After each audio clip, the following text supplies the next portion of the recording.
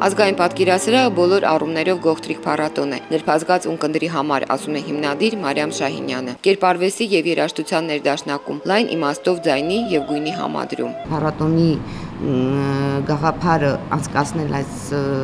սրահում, որի համար հիմնադիրներին եւ կազմակերպիչներին կարելի է միայն ողջունել այս հետաքրքիր մտաղացման համար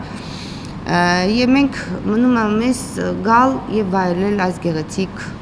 երեկոները, կամերային երեկոները։ Հունիսի 18-ից հուլիսի 7-ը կանցնի ազգային պատկերասրահի միջազգային 12-րդ փառատոնը, որն արդեն ձևավորել է իր ավանդույթները։ Բացահայտել շնորհալի կատարողներին եւ բեմ տրամադրել, ստեղծել խաչմերուկներ երկրների երաժիշտների միջև, հատուկ մոտեցում ցուցաբերել ծրագրի ընտրության հարցում, քանի որ փառատոնի համերգներն իրենց շարունակությունն են ունենում մենահամերգային ֆորմատով։ Ինչպես միշտ փառատոնի ծրագրերը պետք է լինեն տարբեր, նոր, հետաքրքիր, որպեսզի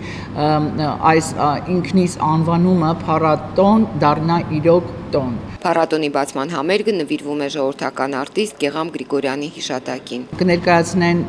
մեր Ալեքսանդր Սպենդիարյանի ազգային օպերայի եւ բալետի ակադեմիական թատրոնի մեներքիչները,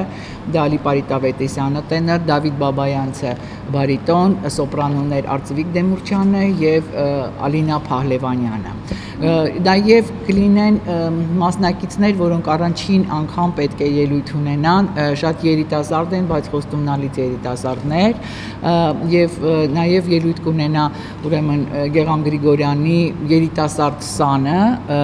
Գոր Սարգսյան, եւ կարծում եմ սա էլ մի հետաքրքիր երևի հաղորդակցություն կլինի դպրոցի ներկայացմանը Գեղամ Գրիգորյանի։ Եվ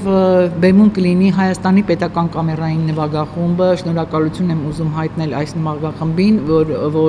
որովհետև բազմիցս երևի թե ամեն տարի մեր ծրագրերում ընդգրկվում է այս նվագախումբը, որի գեղարվեստական ղեկավար եւ գլխավոր դիրիժորն է Վահան Մարտիրոսյանը, իսկ այս երեկո, այսինքն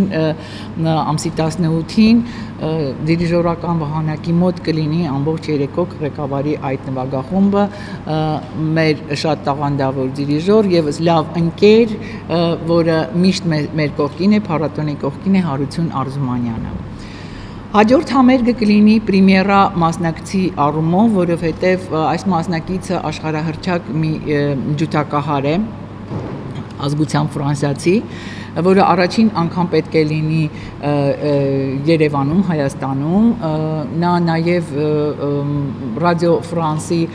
սիմֆոնիկ նվագախմբի կոնցերտմաստերն է, ահավոր սուղ գրաֆիկով է լինելու Հայաստանում, ընդամենը 2 օրով, բայց կարողացանք մենք դա անել մեր բանակցությունների շնորհիվ եւ այս երեկոն կամերային երաժշտության երեկոն, որը եւս ունի անվանում, այս համերգը հայ-ֆրանսիական խաչմերուկներ ենք անվանել, կներկայացնի այս համերգը ուրեմն Ամորի Կոյտոն ջութակահար Ֆրանսիայից, դաշնակահարը կլինի մեր ազգակիցը Ֆրանսիա բնակ դաշնակահարուհի, որը արդեն մեզ հետ համագործակցել է վերադարձի փառատոնի շրջանակներում Սոֆա Մելիքյանը։ Այս երեկոյի ընթացքում մենք գիտենք, որ այս տարի աշխարհով մեկ նշվում է Սերգեյ Պրոկոֆիևի 120-րդ-ամյակը, մենք եւս չանտեսեցինք եւ ուրախ ենք, որ կարողացանք այս համերգի ընթացքում ներկայացնել Սերգեյ Պրոկոֆիևի սոնատը եւ եւս հնչեցնել Հայաստանում Սերգեյ Պրոկոֆիևի անունը 125-ամյակի հետ կապված։ Հետաքրքիր համերգ ունենք շատ ամսի 30-ին, կոչվում է համերգը երաժշտական ճանապարհորդություն։ Ունի 2 անվանում, երաժշտական ճանապարհորդություն, տրիո Միոլին-Յան։ Ինչու Միոլին-Յան, հա, որովհետև մեր հյուրերը կլինեն Շվեյցարիայից, երկուսը մեր ազգակիցները, եւ ազգությամբ ուրեմն Անդերս Միոլինը գիտարահար, որը շատ ճանաչված է աշխարհով մեկ, ունի մեծ անուն, նա նաեւ ոչ միայն երաժիշտ է, այլ նաեւ երաժշտական գործիչ Եվ այս անվանումը Միոլին Յան, դա Անդերս Միոլինի անունն է, Միոլին, եւ Յան մեր հայկական ազգանունի Յանը։ Դա իրենց համագործակցության ուրեմն հետևանքն է, անունի ստեղծումը, եւ ինչու երաժշտական ճանապարհորդություն, որովհետեւ մենք կճանապարհորդենք բարոկ